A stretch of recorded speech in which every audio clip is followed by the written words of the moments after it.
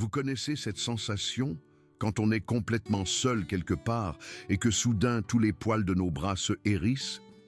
Cette conscience insidieuse qui vous fige sur place vous fait retenir votre souffle en tendant l'oreille pour essayer d'identifier quelque chose d'insaisissable?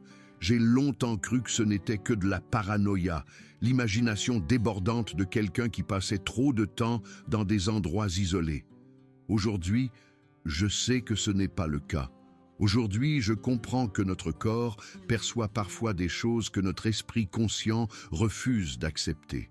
Et parfois, ce qui vous observe depuis les ombres est une chose qui ne devrait pas exister.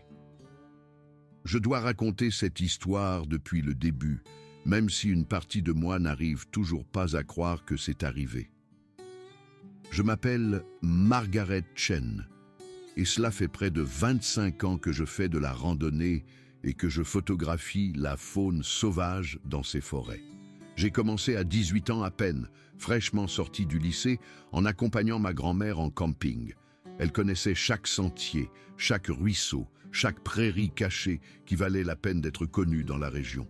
La forêt nationale d'Allegheny est devenue ma deuxième maison. Et après le décès de ma grand-mère, j'ai continué à y revenir, année après année, apprenant à connaître la terre comme elle me l'avait enseigné.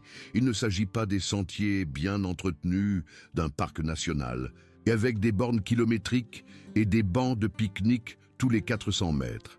Je parle de l'arrière-pays sauvage, des endroits où l'on peut marcher pendant 3 jours sans voir un autre être humain, où la canopée est si dense que midi ressemble au crépuscule, et où la route goudronnée la plus proche se trouve à 6 heures de marche éreintante sur un terrain qui briserait la plupart des randonneurs du dimanche. Je pensais connaître ces bois mieux que mon propre appartement à Pittsburgh. Il s'avère que je me trompais. Je me trompais lourdement. Tout a commencé l'automne dernier, vers la mi-septembre, lorsque des rumeurs ont commencé à circuler dans les petites communautés en bordure de la forêt, faisant état de quelque chose qui détruisait des campements dans les sections reculées du nord. Pas les dégâts habituels causés par un ours qui éventre des glacières et éparpille les ordures à la recherche de nourriture. C'était différent, c'était d'une violence insensée, des tentes déchiquetées en lambeaux, des chaises de camping tordues au point d'être méconnaissables, et le plus troublant, de profondes entailles creusées dans des troncs d'arbres à des hauteurs qui auraient nécessité une échelle pour les atteindre. Le service des forêts a envoyé des rangers pour enquêter et le rapport officiel a conclu qu'il s'agissait probablement d'un ours noir, particulièrement agressif. Peut-être un ours qui avait été nourri par des campeurs imprudents et qui avait perdu sa peur des humains. Certains murmuraient qu'il s'agissait d'un puma, bien que des félins de cette taille soient rares aussi à l'Est et qu'ils n'aient pas l'habitude de saccager des campements comme s'ils piquaient une crise. Ces explications ne satisfaisaient personne ayant réellement vu les dégâts, mais que pouvait-on dire d'autre? Quelle autre explication tenait la route? Je trouvais des empreintes étranges depuis des semaines avant de décider d'installer mon premier appareil photo. Elles apparaissaient après de fortes pluies, conservées dans les sections boueuses des sentiers de gibier où le sol était assez meuble pour garder une trace. À première vue, elles ressemblaient presque à des empreintes d'ours, ce qui n'aurait rien eu de remarquable dans la région. Mais quelque chose me chiffonnait à chaque fois que j'en trouvais de nouvelles. Elles étaient trop allongées, trop étroites au niveau de la voûte plantaire, et elles apparaissaient selon des schémas qui suggéraient une locomotion bipède plutôt que la démarche à 4 pattes d'un ours. Les empreintes étaient énormes. J'ai mesuré une série près d'un passage de ruisseau, et la plus grande empreinte mesurait 17 pouces du talon aux orteils et près de 7 pouces de large, à son point le plus large. J'ai vu beaucoup d'empreintes d'ours dans ma vie, et même le plus grand ours noir mâle ne laisse pas d'empreintes qui feraient paraître une chaussure, taille 47 minuscule. Plus troublante encore était la longueur de la foulée. Quoi que ce fût qui avait fait ces traces, il se déplaçait avec des enjambées qui m'auraient obligé à trottiner pour le suivre, et il marchait en ligne remarquablement droite, pas le chemin sinueux qu'un ours en quête de nourriture emprunterait. Puis, il y avait les marques de griffes. Je les ai trouvées sur des pruches matures, près de plusieurs des campements détruits, toujours selon le même motif. Des entailles verticales le long de l'écorce, commençant à des hauteurs de 2,50 m ou 3 mètres et descendant jusqu'au niveau des épaules. Ce n'étaient pas les griffures aléatoires d'un ours marquant son territoire ou aiguisant ses griffes. Celles-ci semblaient délibérées, presque artistiques dans leur précision, comme si quelque chose montrait ce dont il était capable, ou peut-être envoyait un message que je ne comprenais pas encore. Un matin de fin septembre, alors que je vérifiais un piège photographique que j'avais placé près d'une pierre à sel, je suis tombé sur une nouvelle série de ces empreintes distinctives.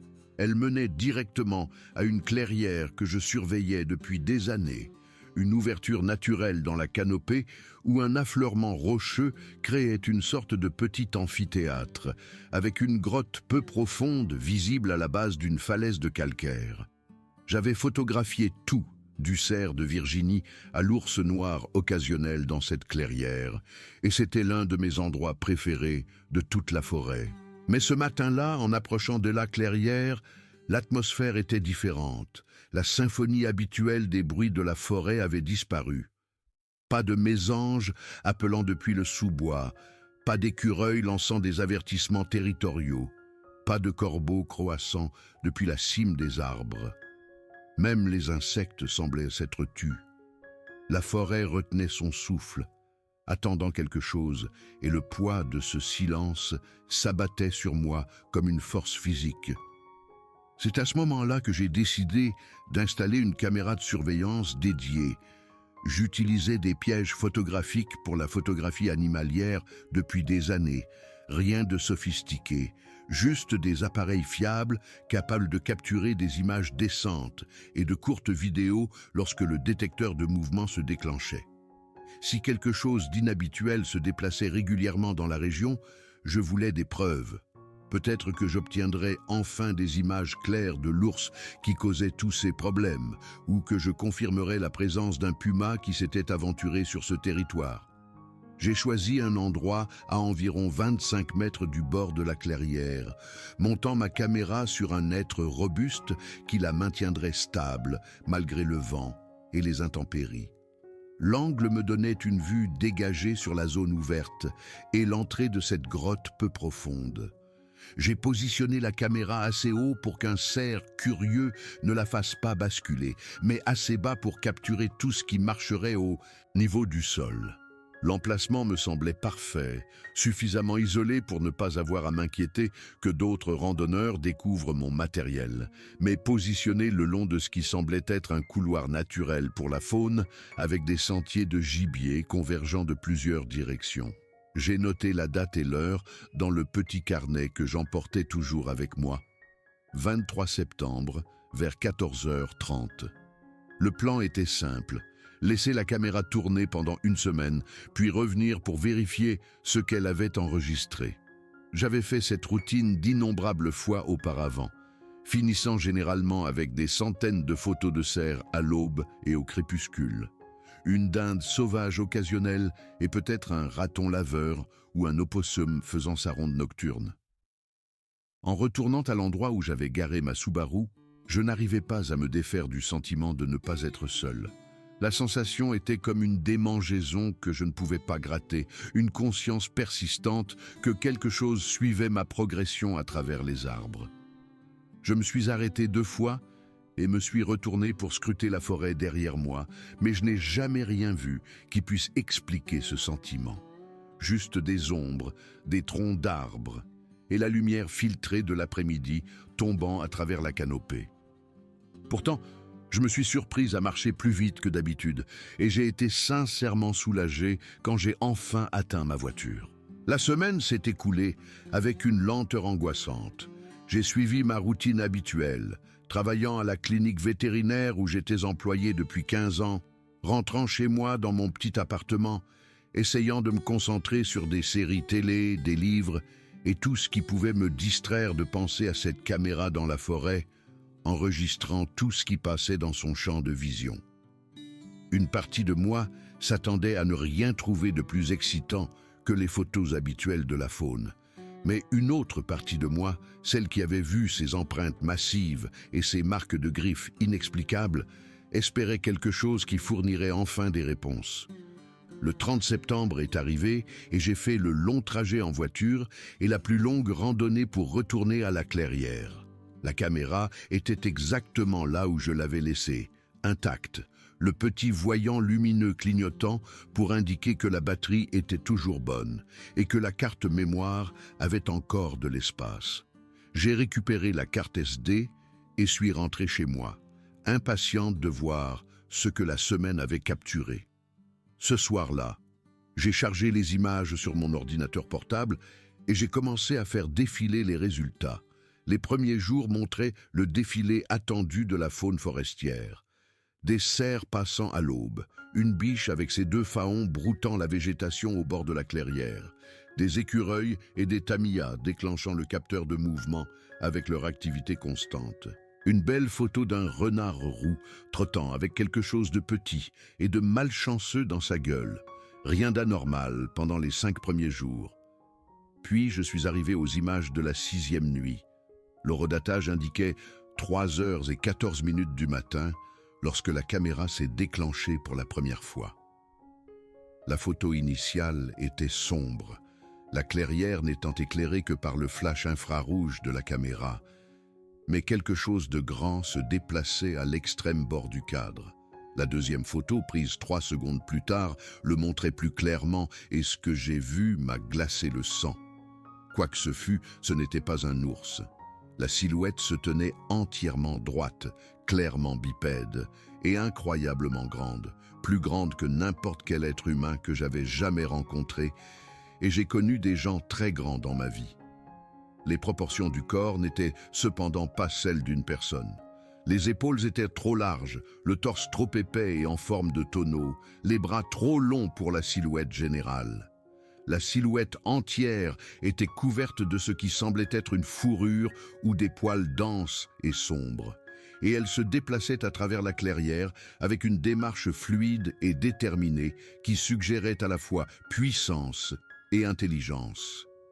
Mais c'est la 3e photo qui a vraiment fait voler en éclats ma perception du monde.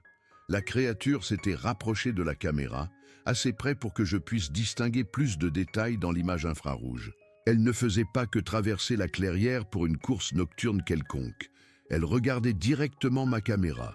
Le flash s'était reflété dans 2 yeux, leur donnant une qualité étrange et luminescente.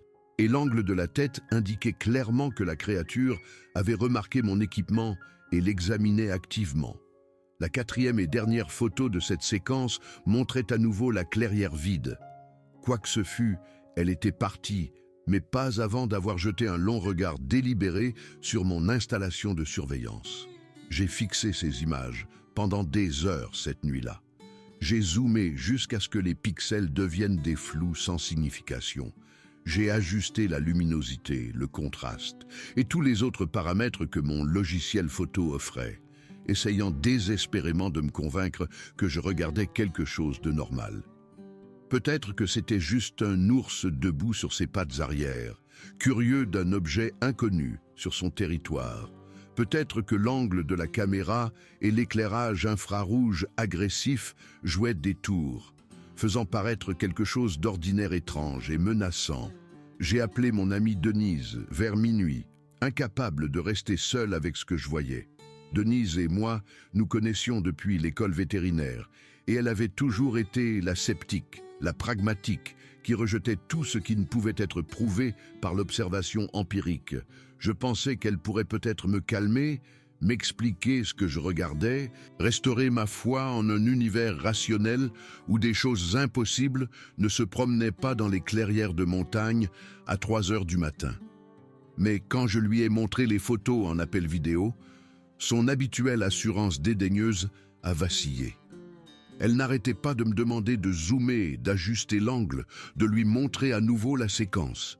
Après 20 minutes d'examen silencieux, elle a finalement prononcé les mots que je redoutais. « Maggie, je ne sais pas ce que c'est. Je n'ai jamais rien vu de pareil. » Nous sommes restés en ligne pendant 1 heure de plus, passant en revue les explications possibles.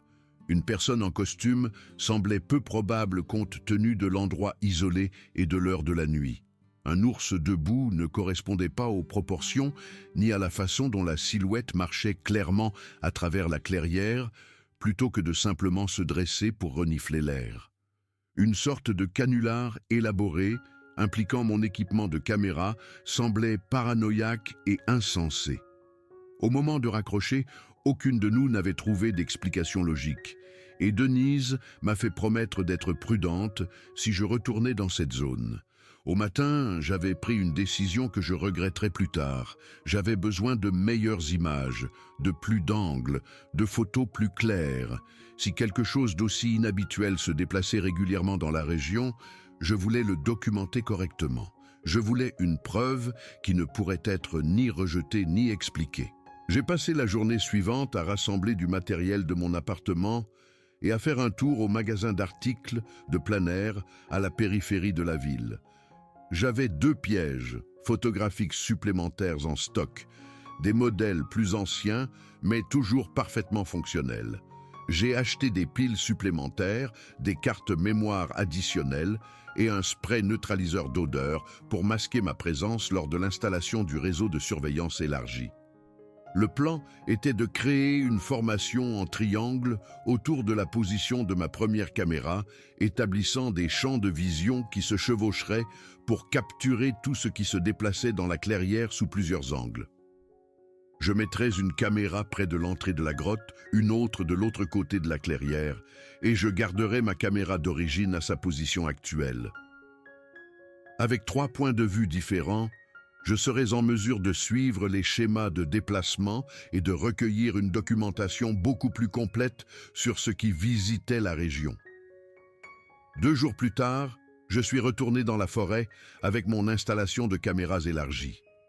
La matinée était fraîche et claire, le genre de journée d'automne parfaite qui me rendait habituellement reconnaissante d'être en vie et de pouvoir passer du temps dans des endroits comme celui-ci.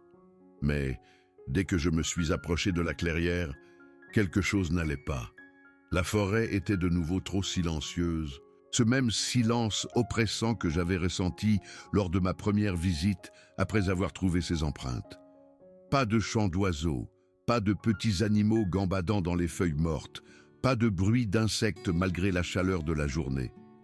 Le silence ressemblait à un souffle retenu, comme si toute la forêt attendait de voir ce que j'allais faire ensuite. L'installation de la première caméra supplémentaire a pris plus de temps que prévu.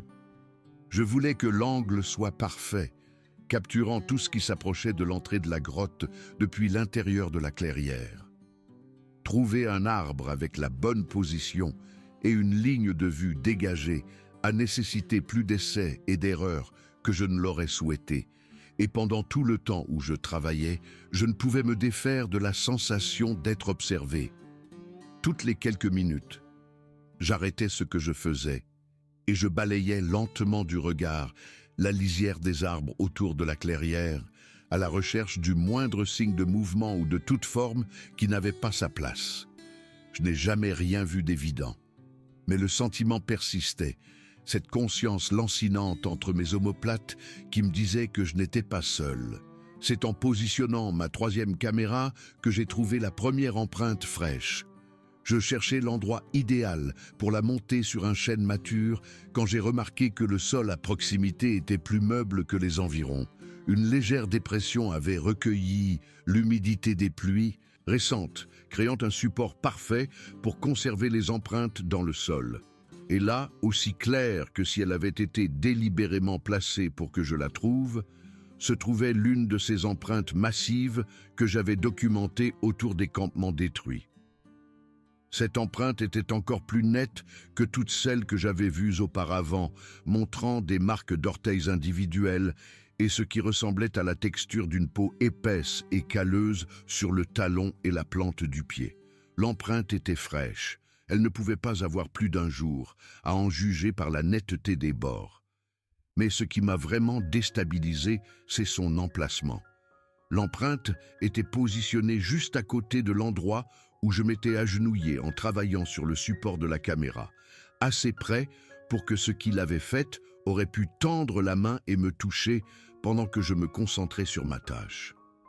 Cette prise de conscience a provoqué une cascade de frissons le long de ma colonne vertébrale qui n'avait rien à voir avec l'air d'automne. J'ai terminé l'installation des caméras aussi vite que possible, vérifiant que chaque appareil était correctement monté et fonctionnait avant de m'éloigner précipitamment de la clairière. En retournant vers ma voiture, je n'arrêtais pas de regarder par-dessus mon épaule. La sensation d'être observé était plus forte que jamais, et je me suis surprise à me déplacer plus vite que je ne le ferais normalement sur le terrain escarpé et couvert de racines. Plusieurs fois, j'étais certaine d'entendre quelque chose se déplacer parallèlement à mon chemin à travers les arbres, restant juste hors de vue, mais suivant mon rythme avec une précision troublante. À un moment donné, je me suis arrêté complètement et j'ai retenu mon souffle, écoutant.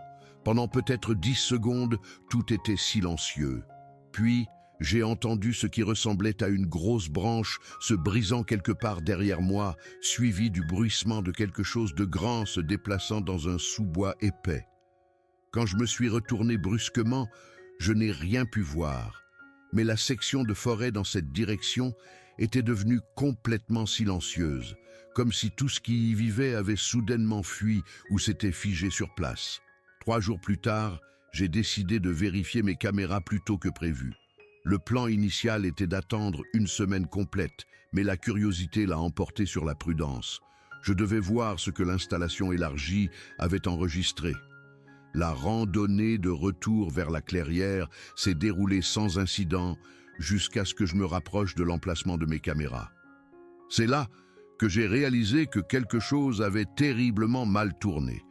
La première caméra que j'ai vérifiée, celle que j'avais montée près de l'entrée de la grotte, avait disparu.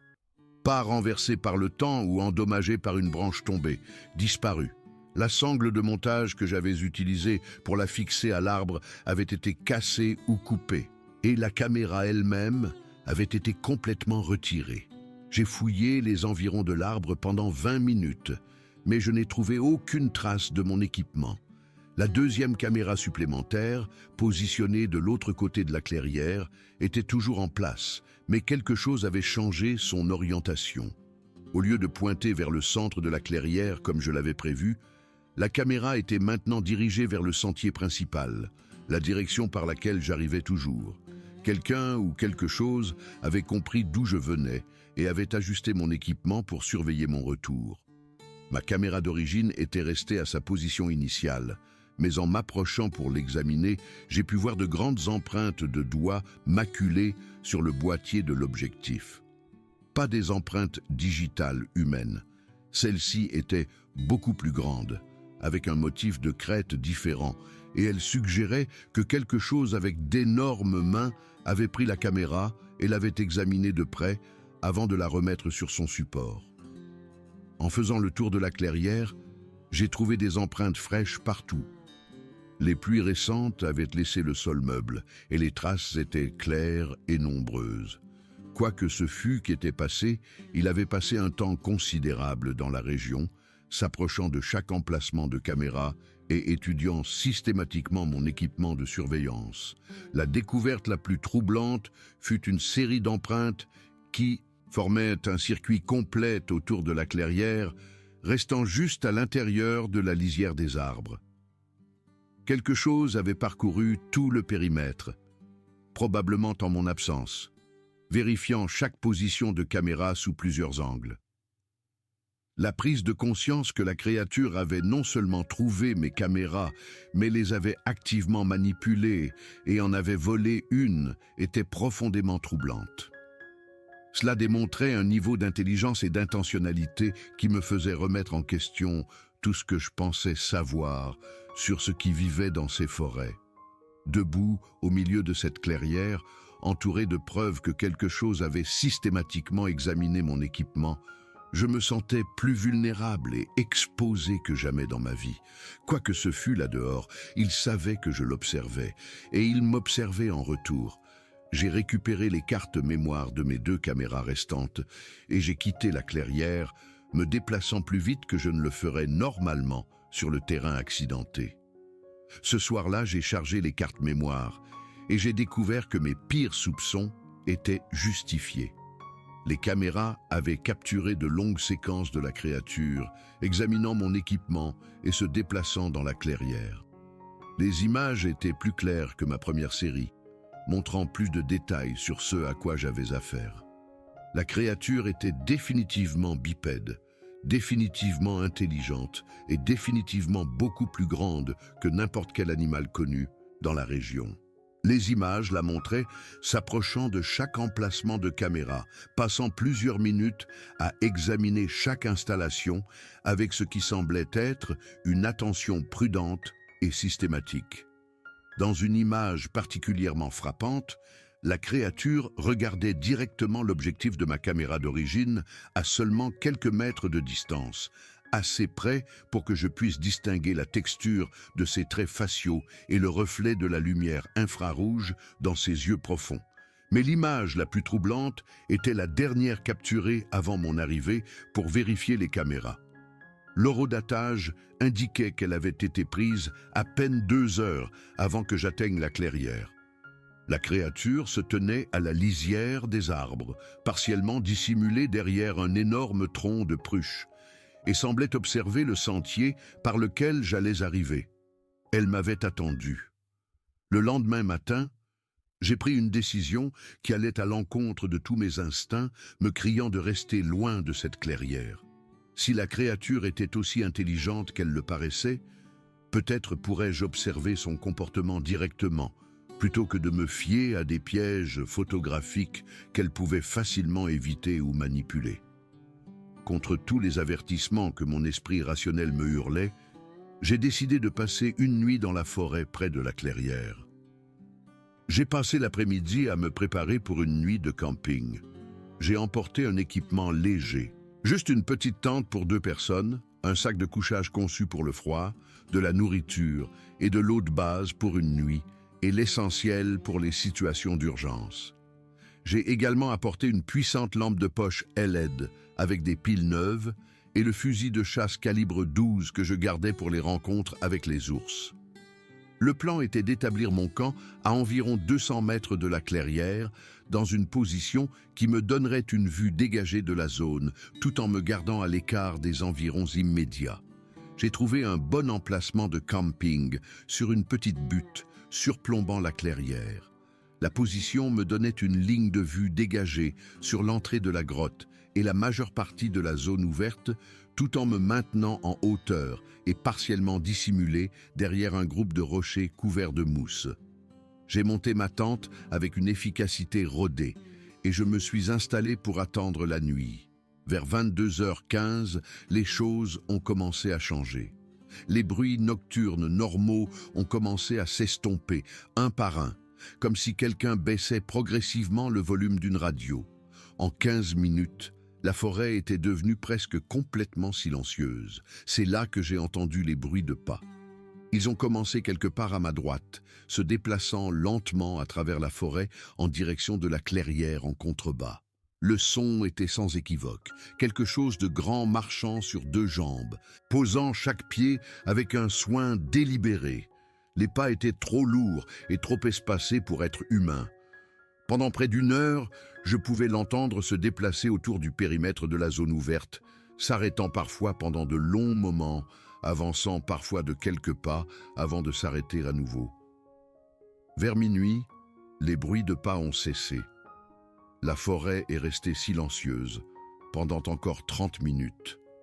La première indication que je n'étais plus seul sur la butte est venue sous la forme du bruit de quelque chose de grand se déplaçant dans les arbres directement derrière mon campement.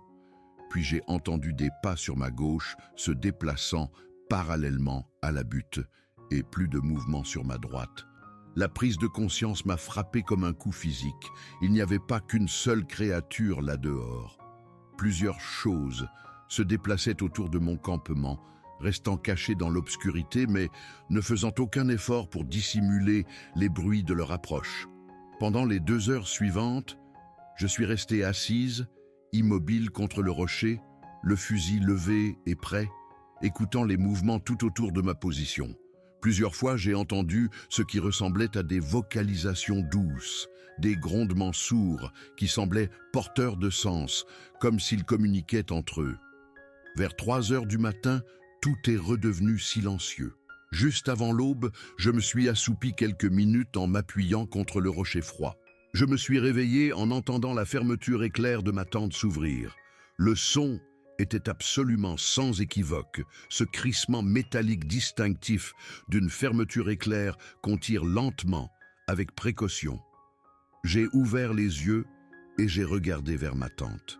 Dans la faible lumière de l'aube, j'ai pu voir une grande forme sombre accroupie à côté de l'entrée de la tente, manipulant la fermeture éclair avec ce qui semblait être une dextérité remarquable.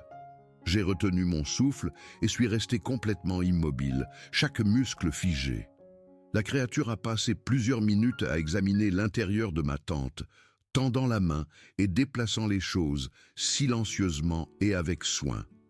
À un moment donné, elle a sorti mon sac de couchage et a semblé en tâter le tissu. Quand elle en a eu fini avec la tente, la créature s'est dirigée vers mon sac à dos, en a fouillé le contenu, retirant les objets un par un, les examinant avec une fascination apparente, puis les remettant à peu près là où ils étaient.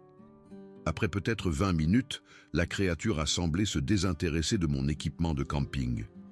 Elle s'est redressée, un mouvement qui m'a rendu cruellement conscient de sa taille réelle, et s'est éloignée de mon campement, retournant vers la lisière des arbres. Je l'ai perdue de vue dans la lumière grandissante de l'aube. En examinant ma tente et mon sac à dos à la lumière du jour, j'ai été frappé par la manière dont tout avait été manipulé avec soin. Rien n'était endommagé ou détruit.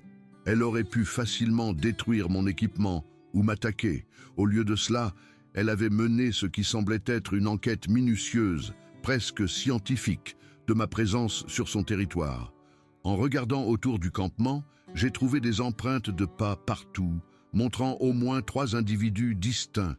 Mais la découverte la plus troublante m'attendait à ma voiture. De grandes empreintes de mains couvraient la portière et la vitre côté conducteur, bien plus grandes que des mains humaines, montrant le même motif distinctif que j'avais vu sur mon piège photographique. Ceux qui avaient visité mon campement avaient aussi trouvé ma voiture et l'avaient examinée minutieusement. Ils savaient d'où je venais, où j'avais campé et comment je comptais quitter la région. J'ai conduit jusqu'à chez moi aussi vite que les routes de montagne sinueuses le permettaient, désespéré de mettre de la distance entre moi et une région où j'étais clairement dépassé. L'expérience avait fondamentalement changé ma compréhension de ces forêts. Elles abritaient quelque chose que je ne comprenais pas, quelque chose qui était maintenant très conscient de mon existence. Ce soir-là, j'ai passé des heures à faire des recherches en ligne sur ce que j'avais vécu.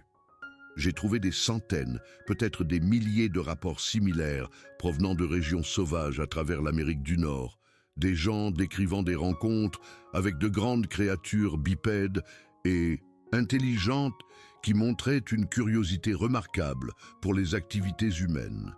Ce qui m'inquiétait le plus, c'étaient les récits de comportements de plus en plus audacieux. Beaucoup des rapports les plus récents décrivaient des créatures qui ne se contentaient plus de rester cachées. Elles s'approchaient des campements, examinaient l'équipement et, dans certains cas, suivaient et observaient activement les visiteurs humains. Le schéma d'escalade était clair et troublant. Les semaines suivantes, j'ai essayé de rester à l'écart de cette partie de la forêt, mais éviter la région ne semblait pas suffire. J'ai commencé à remarquer des signes que mes visiteurs nocturnes n'étaient peut-être pas restés dans leur territoire forestier isolé. Des empreintes de pas dans la terre meuble autour de mon immeuble après de fortes pluies, positionnées sous la fenêtre de ma chambre. Le sentiment d'être observé quand je sortais mes poubelles après la tombée de la nuit. La première preuve définitive est arrivée environ 1 mois après mon expérience de camping. Je me suis réveillé un matin et je suis allé ouvrir mes rideaux pour trouver des empreintes de mains à l'extérieur de la fenêtre de ma chambre. De grandes empreintes de mains distinctives montrant le même motif que j'avais vu sur ma voiture. Les empreintes étaient positionnées à une hauteur qui aurait nécessité quelque chose d'au moins 2,40 m pour les faire et mon appartement est au 2e étage. La prise de conscience qu'une ou plusieurs de ces créatures m'avaient suivi depuis la forêt, avaient trouvé où je vivais, s'étaient approchées de mon immeuble pendant la nuit et avaient regardé par la fenêtre de ma chambre pendant que je dormais, était terrifiante au-delà de ma capacité à le décrire adéquatement. La sûreté et la sécurité de ma propre maison avaient été compromises. 2 jours après avoir trouvé les empreintes de main, je suis rentré du travail pour trouver quelque chose qui m'attendait sur le parking derrière mon immeuble. Le piège photographique qui avait été volé dans la clairière, placé avec soin sur le capot de ma voiture. L'appareil semblait intact, et quand j'ai vérifié la carte mémoire, j'ai trouvé des dizaines d'images qui n'y étaient pas quand il avait été pris. Certaines des photos étaient presque belles, d'une manière étrange et dérangeante. Une cascade dévalant des rochers couverts de mousse photographiée d'en bas. Une famille de cerfs broutant dans une prairie, capturée depuis une cachette dans un sous-bois épais. L'entrée d'une grotte beaucoup plus grande que celle près de la clairière, photographiée de l'intérieur avec une vue sur des montagnes lointaines que je ne pouvais pas identifier. Mais les dernières images étaient les plus troublantes. Elles montraient mon immeuble, ma place de parking, mon balcon avec sa petite collection de plantes, la fenêtre de ma chambre, photographiée de l'extérieur la nuit, quand les lumières étaient allumées et que ma silhouette aurait été clairement visible à travers les rideaux. L'appareil avait été utilisé pour documenter une surveillance systématique de mon lieu de vie. Le message était sans équivoque. Ils savaient où je vivais. Ils avaient l'intelligence et la dextérité nécessaires pour faire fonctionner un équipement électronique complexe. Et ils m'informaient que mon retrait de leur territoire n'avait pas mis fin à leur intérêt pour moi. Cette nuit-là, j'ai entendu des bruits à l'extérieur de mon appartement qui ont confirmé mes pires craintes. Des pas lourds se déplaçant sur le parking en bas, de longues pauses sous ma fenêtre. Le grincement de l'escalier en bois qui menait au 2e étage de l'immeuble, des bruits de frottement dans le couloir devant ma porte. Le lendemain matin, j'ai pris la décision la plus difficile de ma vie. J'ai appelé mon superviseur à la clinique vétérinaire et j'ai donné mon préavis de 2 semaines. J'ai contacté un agent immobilier pour mettre mon appartement sur le marché. J'ai vendu tout mon équipement de plein air, les appareils photo, le matériel de camping et les chaussures de randonnée qui avaient été des éléments si centraux de mon identité. J'ai commencé à planifier un déménagement loin des forêts et des montagnes, quelque part de plat, d'urbain et de peuplé. Un endroit où ceux qui s'étaient tant intéressés à moi seraient peu susceptibles ou peu disposés à me suivre. C'était comme une capitulation, et à bien des égards, c'en était une. Mais c'était aussi la seule réponse rationnelle à une situation qui avait complètement échappé à ma capacité de compréhension ou de contrôle. Cela fait maintenant plus d'1 an depuis ma dernière rencontre avérée. Et je commence à sentir que j'ai peut-être réussi à m'extraire d'une situation qui aurait pu bien plus mal se terminer. J'ai un nouvel emploi, un nouvel appartement dans un quartier animé où je ne suis jamais vraiment seul. Une nouvelle vie qui n'a rien à voir avec la nature sauvage que j'aimais autrefois si profondément. Mais je ne m'aventure toujours pas dans les zones reculées et je vérifie toujours régulièrement mon environnement. L'expérience a changé toute ma perception de ce qui pourrait vivre dans les vastes étendues sauvages qui couvrent encore une si grande partie de ce continent. Il y a des endroits là-bas où existent des choses que la plupart des gens trouveraient impossibles à croire. Et certaines de ces choses sont assez intelligentes pour comprendre quand elles sont observées et étudiées, assez intelligentes pour retourner la surveillance contre l'observateur. Je n'ai jamais raconté cette histoire à personne auparavant, en partie parce que je sais comment ça sonne, mais je n'ai jamais non plus cessé de penser à ce que j'ai vécu et à ce que cela pourrait signifier pour d'autres personnes qui s'aventurent dans des zones où elles ne sont peut-être pas aussi seules qu'elles le croient. Les forêts sont toujours là, toujours vastes, sauvages et anciennes. Et quelque part dans ces clairières reculées et ces vallées cachées, quelque chose observe, attend et fait preuve d'un niveau d'intelligence qui le rend bien plus dangereux que n'importe quel ours ou puma. Pas dangereuse au sens de la violence physique, nécessairement. Dangereux au sens de la curiosité, de la patience, de la volonté d'observer, d'apprendre et de suivre. Je me considère chanceuse de m'en être sortie, mais je sais aussi que ma curiosité a failli me coûter bien plus que ça. Je sais maintenant qu'il y a des endroits dans ce monde où les êtres humains ne sont pas les observateurs les plus intelligents, ni les plus patients, ni le sommet de quoi que ce soit. Parfois, surtout les nuits calmes, où les bruits de la ville s'estompent et que je suis allongé seul dans l'obscurité, j'ai encore cette sensation, ce picotement dans la nuque, cette certitude que quelque chose, là dehors, observe. Et quand ça arrive, je ferme les yeux plus fort, je tire les couvertures plus près, et je me rappelle que j'ai fait mon choix. J'ai choisi la sécurité plutôt que la connaissance. J'ai choisi la survie plutôt que la compréhension. J'ai choisi de m'éloigner d'un mystère qui aurait pu me consumer entièrement. Certains mystères ne devraient jamais être résolus. À certaines questions, il ne faudrait jamais répondre. Et certaines choses qui observent depuis l'obscurité feraient mieux de ne pas être observées. En retour, j'aimerais juste pouvoir arrêter de me demander ce qu'ils voulaient, ce qu'ils essayaient d'apprendre, ce qu'ils auraient pu faire si je ne m'étais pas retiré quand je l'ai fait. Ces questions me suivent tout au long de mes journées et hantent mes nuits, sans réponse et sans fin. Le prix que je paie pour un aperçu de quelque chose qui n'a jamais été destiné à être vu. La femme que j'étais avant cet automne, la randonneuse confiante qui pensait connaître tous les secrets de ces montagnes, elle n'existe plus. À sa place se trouve quelqu'un de plus prudent, de plus conscient, de plus respectueux des frontières entre le monde humain et le monde plus ancien, plus étrange, qui existe à ses côtés. J'espère que quiconque lira ceci comprendra que je ne raconte pas cette histoire pour convaincre qui que ce soit de quoi que ce soit.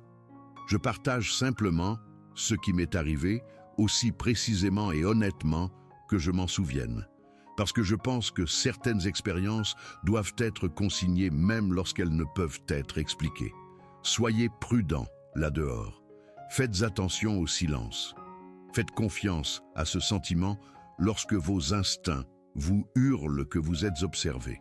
Et si vous trouvez des empreintes de pas massives autour de votre campement, si vos pièges photographiques commencent à bouger tout seuls, si la forêt devient silencieuse d'une manière qui semble délibérée plutôt que naturelle, partez simplement et ne vous retournez pas. Parce que certaines choses dans ce monde feraient mieux de ne pas être découvertes. Et certaines découvertes, une fois faites, ne peuvent jamais être défaites. J'ai appris cette leçon à la dure, dans les forêts profondes des montagnes d'Allegheny, durant un automne qui a changé tout ce que je pensais savoir sur le monde et ma place en son sein. J'ai survécu. Mais la survie a eu un coût que je paie encore et que je paierai probablement toujours. La femme qui parcourait ces sentiers avec confiance et joie, appareil photo à la main et émerveillement dans le cœur, elle a disparu pour toujours. Et à sa place se trouve quelqu'un qui sursaute à la moindre ombre, qui vérifie les fenêtres de manière compulsive, qui ne se sentira plus jamais complètement en sécurité dans le monde. C'est le vrai prix de la connaissance. Pas les nuits blanches, ni la carrière perdue, ni l'appartement que j'ai dû abandonner. C'est la perte de l'innocence, la destruction de l'illusion réconfortante que nous comprenons le monde dans lequel nous vivons. Ces frontières sont plus minces que la plupart des gens ne le réalisent. Et de l'autre côté, des choses observent, apprennent, attendent. Je le sais parce que j'ai regardé en arrière et quelque chose m'a regardé droit dans les yeux.